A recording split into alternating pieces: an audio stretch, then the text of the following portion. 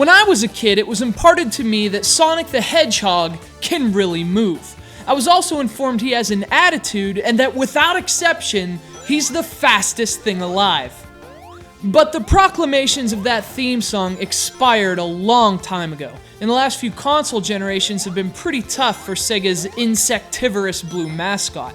After several attempts to bring Sonic into the third dimension, an endeavor that proved as futile as shoving a square peg through a round hole, Sega has gone back to the drawing board. And for their once iconic Hedgehog, the result is a welcome and long overdue return to form.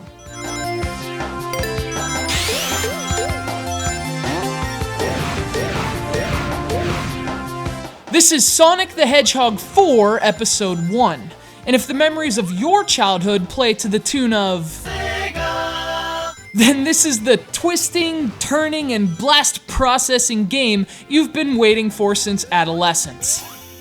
Sonic the Hedgehog 4 is a classically styled Sega game, a real throwback to the company's glory days.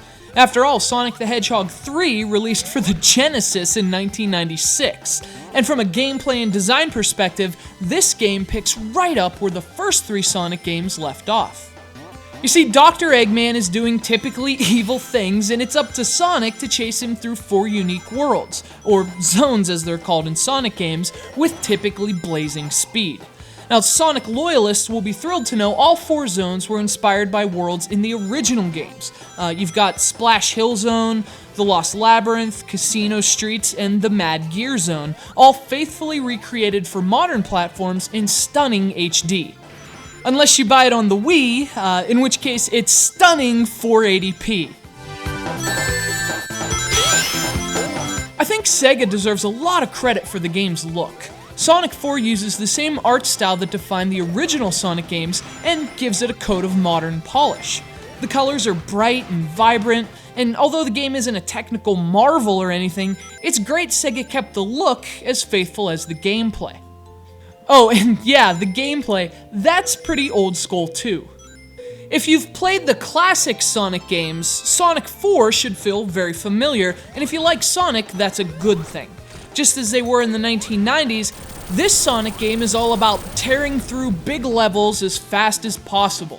You find optimal routes for Mach speed, build up momentum, and go all Roadrunner on Dr. Eggman's proverbial Wile E. Coyote. Everything fans liked about the first Sonic game in particular has been brought back for Sonic 4, loops and twists included. The levels have that same kind of large, open feel characteristic of the old games. You get the sense there are as many paths through the levels as there are rings scattered through them. And boiled to its core, Sonic 4 is about figuring out which one is most conducive to Sonic's ludicrous top speeds. In a way, Sonic the Hedgehog has always been like a sort of time trial from a racing game mixed with a platformer, and that feel also defines Sonic 4. Obviously, for those who enjoy Sonic games, this feels like putting on a familiar pair of red high tops. But if you didn't like this series even during its heyday, this game only reminds you why. To me, Sonic has never controlled with much precision, at least when he isn't running at full velocity, in which case he feels like he's trudging through mud, and that makes platforming a bit more difficult than it should be. Another problem I had with the original Sonic games, and therefore with this Sonic game, is the frustration inherent with a game based on momentum. Sonic is at its most fun when you build up the Hedgehog's top speed, but there are all sorts of enemies and obstacles that bring Sonic to a screeching halt, which is when the game is least fun.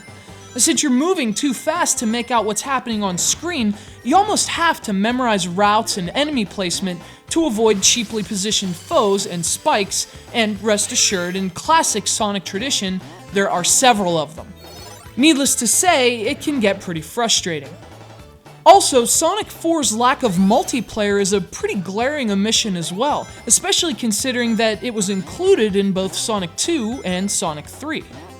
But when the pedal's to the metal, Sonic still provides the same visceral and unique platforming thrills of old. Sega walked a fine line for this release, and they walked it hard.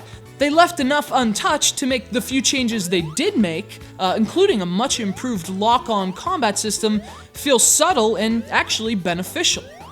I think even the most hardened Sega fan would admit Sonic's been abused over the years, but this is his handler's mea culpa. This is a solid example of how to revive a franchise that most certainly needed it. For the first time in a very long time, Sonic fans have a legitimate reason to be excited. Pluses and minuses intact, Sonic the Hedgehog 4 Episode 1 is a long overdue blast from the past.